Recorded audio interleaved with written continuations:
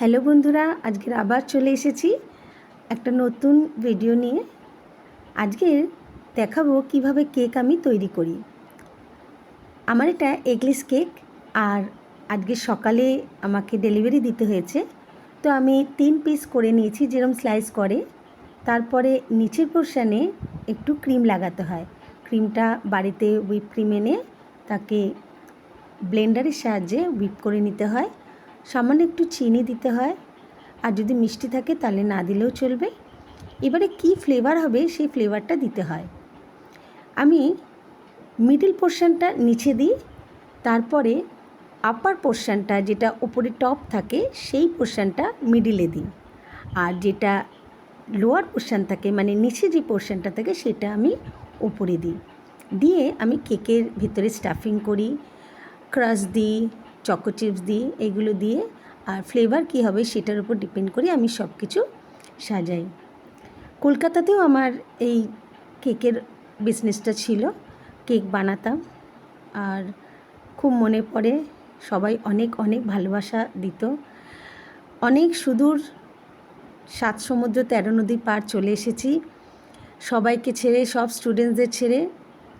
আমার ডান্সের স্কুলও চলতো, আমি অ্যাকচুয়ালি ডান্স টিচারও। তার সঙ্গে সঙ্গে আমার সাইডে ছিল এই বিজনেসটা কেকের, কারণ আমি কেক করতে ভালোবাসতাম।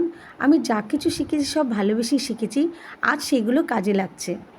কলকাতা আমার ডান্সের স্কুল ছিল অনেক বড় করে, ছোট থেকে নিজে ডান্স শিখেছি, আর বড় হয়ে ডান্স টিচারও হয়েছি। প্রচুর স্টুডেন্টস ছিল, এখন ওরা সবাই বড় হয়ে গেছে, নিজস্ব স্কুল খুলেছে। দেখে খুব গর্বিত হয় যে আমার স্টুডেন্টস তারা বড় হয়েছে, নিজেদের স্কুল বানিয়েছে। আমার সব স্টুডেন্টসদের আমি খুব খুব ভালোবাসি, অনেক মিস করি।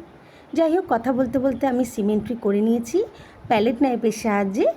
এরপর আমি একটা চৌকো মতো প্লাস্টিকের যে পোর্শনটা দেখছেন সেটা হচ্ছে আমরা যে ফাইল ব্যবহার করি, সেই ফাইল চৌকো করে কেটে করা। খুব ভালো প্লেন হয়, একদম দুর্দান্ত কাজ করে, আর খুব তাড়াতাড়ি হয় কাজটা। কেউ যদি কেক করতে চায় তো এইভাবে করলেও হবে। আমার খুব ফেভারিট, আর খুব তাড়াতাড়ি প্লেন হয়। এবার আমি ফ্রিজে দিয়েছিলাম, ফ্রিজ থেকে কিছুক্ষণ বার করে তারপরে আমি ফাইনাল টাচিং দেব। তো আমি পাইপিং ব্যাগে ক্রিম ভরে নিয়েছি, তার মধ্যে এসেন্স দিয়ে দিয়েছি। আমার এটা ইলাইচি কেক, আর ভেতরে আমি স্ট্রবেরি ক্রাশ দিয়ে ফ্লেভার দিয়েছি।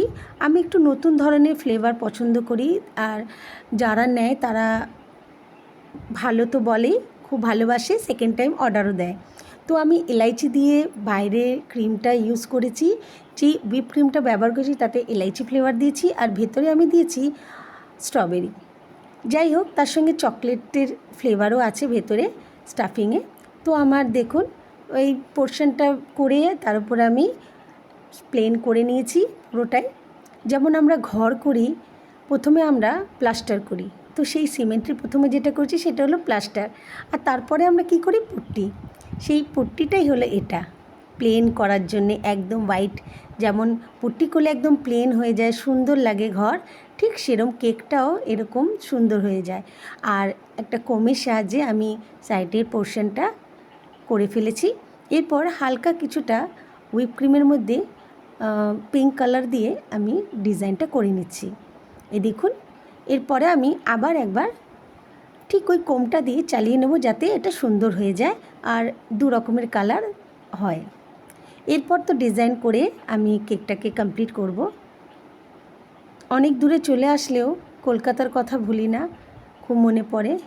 জীবনে প্রচুর ভালোবাসা পেয়েছি, প্রচুর স্টুডেন্টস এখনও আমাকে মনে করে, ভালোবাসে, জিজ্ঞাসা করে কেমন আছো দিদি, কবে আসবে দিদি। শুনে সত্যি মনটা ভরে যায়।